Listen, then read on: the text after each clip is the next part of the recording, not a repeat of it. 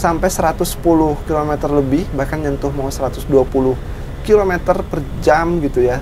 Jadi buat kalian yang meragukan CDI BRT, halo guys, hari ini saya mau ngetes motor sambil mau ke tempat kerja. By the way, sekarang itu jam 5.30 atau jam setengah 6 pagi.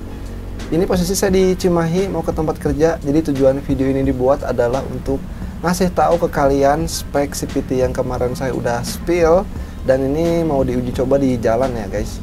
Sama saya mau ngasih tahu ke kalian pengalaman saya setelah hampir mau 2 tahun menggunakan CDI BRT Hyperband ya. Jadi buat kalian yang nanya, bang, CDI-nya masih awet nggak bang yang BRT Hyperband? Masih awet sampai saat ini, hampir mau 2 tahun gitu ya.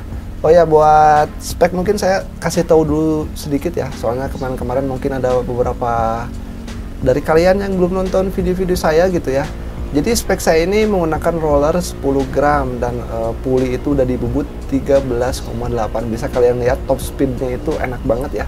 Di sini kalau jalanannya itu lurus, bener-bener lurus tanpa hambatan, sebetulnya bisa saya gaskan sampai mentok, sampai limit motor ini sampai berapa gitu ya. Oke, balik lagi ke yang tadi. Jadi spek CVT saya di sini menggunakan V-belt dari Daytona, terus juga kampas dari CVT-nya menggunakan NMAX yang 2DP, terus juga per CVT-nya saya menggunakan BRT yang 10-15% lebih keras gitu ya. Nah, buat per sentri saya menggunakan 1000 rpm dari TDR. Nah, buat poli itu udah di derajat 13,8 dan udah dikerok jalur rumah lorongnya juga gitu ya. Nah, buat puli kipasnya yang nanya, bang, puli kipasnya dibubut nggak bang? Nah, kebetulan saya nggak nemu gitu ya, ada tukang bubut yang mampu ngebubut puli kipas yang Vario Carbo. Soalnya kan puli kipas Vario Carbo itu dia itu besi ya, atau baja gitu ya, beda sama yang rumah rollernya, karena rumah roller dari Vario Carbo itu dia itu lebih ke aluminium gitu ya, jadi pisau bubutnya itu beda. Nah, jadi kayak gitu speknya ya. Di sini juga buat aki sangat normal sekali, bahkan saya mendapatkan listrik yang sangat stabil. Bisa kalian lihat di voltmeter akinya itu kalau semua lampu nyala jadi 14,5 volt gitu ya, dalam keadaan RPM yang tinggi kayak gini gitu ya, atau RPM rendah sampai ke tinggi, yaitu RPM-nya tinggi guys. Jadi buat CDI BRT ini enak banget, saya nggak nemuin keluhan kayak drop dari kelistrikan, atau susah di starter, atau lampu-lampu nggak stabil, apa misalnya itu overvolt gitu ya, saya nggak menemukan gitu ya. Jadi memang CDI BRT ini menurut saya sangat rekomend buat kalian pakai di motor Vario Carbo kalian gitu ya. Karena sebelumnya juga saya udah nyobain yang DSK, terus yang Fukuyama, bahkan yang Ori, itu tetap guys, pengalaman saya CDI Hyperband dari BRT ini emang enak, dan pemakaiannya itu ingat ya, plug and play. Jadi gak usah kalian setting-setting lagi bawa-bawa, gak usah gitu ya. Paling saya buat kelistrikan sendiri ini udah dirubah jadi, bisa dibilang udah dirubah DC. Ada juga yang bilang ini semi DC, tapi ya kalau saya gitu ya mengasumsikan bahwa motor saya ini udah DC, cuman DC-nya nggak full gitu ya. Nah, jadi kita tes. Di sini saya mau ke temen saya gitu ya. Jadi di sini saya mau ke Bandung, dari Padalarang mau ke Bandung karena ini hari Minggu saya punya job wedding guys. Jadi berangkatnya nyubuh gitu ya. Jadi nanti bakal saya tes top speednya juga, kalau settingan CVT kemarin itu kayak gimana rasanya kalau dipakai di motor Vario Carbo yang standar kayak saya kayak gini, dan juga pemakaian CDI BRT itu sejauh mana enaknya gitu ya. Jadi buat kalian yang belum nonton video-video saya kemarin soal pembahasan review CDI BRT, terus juga spek motor ini gitu ya, kalian bisa mampir aja ke channel saya, cari aja di situ yang spek CVT buat Vario Techno 110 Carbo dan review CDI BRT Hyperband. Oke, di sini juga udah lumayan jauh nih perjalanan saya nih. Sorry kalau videonya di-cut-cut, soalnya kalau kepanjangan juga mungkin kalian juga malas juga nontonnya gitu ya. Paling di sini saya bakal nge-spill segimana top speednya gitu ya. Buat tarikan sih motor ini enteng banget karena saya menggunakan rollernya itu 10 gram rata ya. Dan memang dari kinerja si pers CVT dari BRT ini menurut saya enak sih buat stop and go. Bisa kalian lihat top speednya itu bandel gitu ya, dari 60 ke 80 itu nggak repot gitu ya. Oke, di sini juga udah pukul 6 pagi ya. Ini udah masuk kota Bandung nih. Oke, kita coba di Bandung ini ada jembatan yang sangat fenomenal, namanya itu Jembatan Pasopati. Jadi kalau pagi-pagi kayak gini enak sih, jadi nggak terlalu banyak motor, mobil yang lalu lalang, jadi enak buat ngetes top speed gitu ya. Ini buat tarikan juga enak ya, buat dari menengah ke atas gitu, jadi dari menengah sampai top speed itu bandel banget ini motor.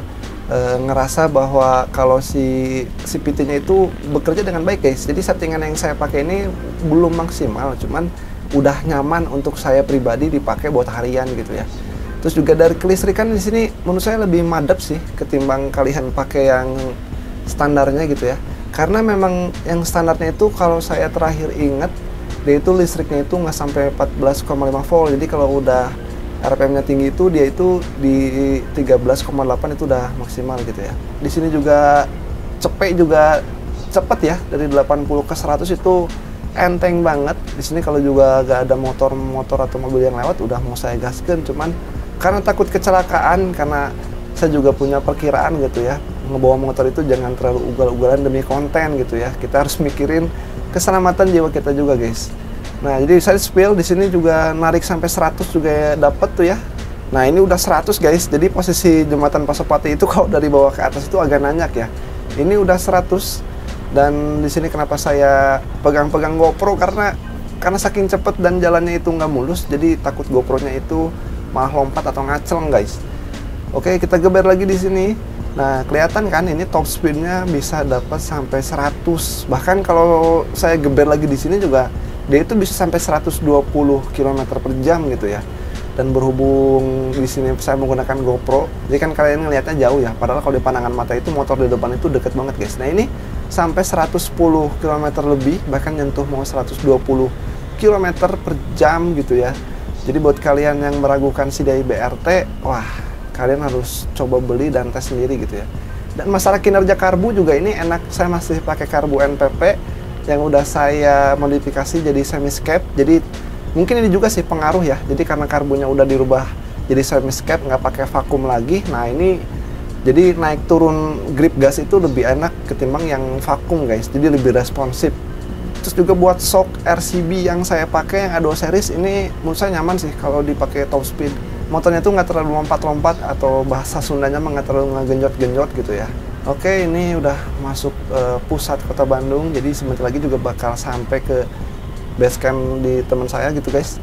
Jadi buat kalian yang ingin beli CDI-nya, jangan dulu beli kalau saran saya, tapi tonton dulu reviewnya kalau kalian itu biar hatinya itu bulat untuk beli gitu ya. Ini top speed juga enak banget, udah saya tes beberapa kali. Dari tarikan grip gas menengah ke atas sampai top speed cepet ini gampang banget sih, gampang banget. Terus jadi kelistrikan juga dia stabil ya di 4 volt, dan kalian bisa lihat ini mantap banget.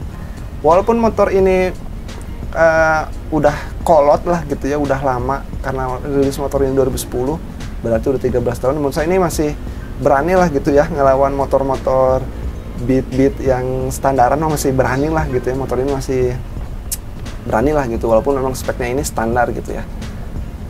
Oke, ini juga sebentar lagi mau sampai. Terus juga buat pengereman juga mungkin saya harus beberapa, ada part yang harus diganti karena saya ngerasa pengeremannya itu masih ada delay gitu ya, belum terlalu pakem. Takutnya juga nanti kalau top speed remnya nggak pakem malah tabrakan amit-amit gitu ya. Oke, jadi ini by the way videonya itu saya buat ketika memang knalpotnya itu masih terpakai di motor saya gitu ya. Jadi by the way buat kalian yang tahu bahwa knalpot saya itu udah ganti, nggak pakai yang SK Racing lagi, udah saya jual knalpotnya karena di Bandung ini beberapa kali menemuin razia gitu. Jadi saya takutnya itu ke razia, jadi sayang daripada nggak kepake saya jual. Jadi video ini tuh di tag ketika sebelum si knalpotnya itu saya ganti pakai yang standar. Jadi kalau yang nanya, bang, knalpot ori sama knalpot racing lebih enak mana buat dipakai harian? Menurut saya sih lebih enak yang racing karena tenaga itu lebih keluar. Oke, paling segitu aja untuk video kali ini. Kita ketemu lagi di video selanjutnya. Buat kalian yang ingin nanya-nanya, langsung aja komen atau nggak DM ke Instagram saya yang baru, namanya itu GW88official. Oke guys, segitu aja paling. Sampai ketemu di video selanjutnya dan tetap safety riding.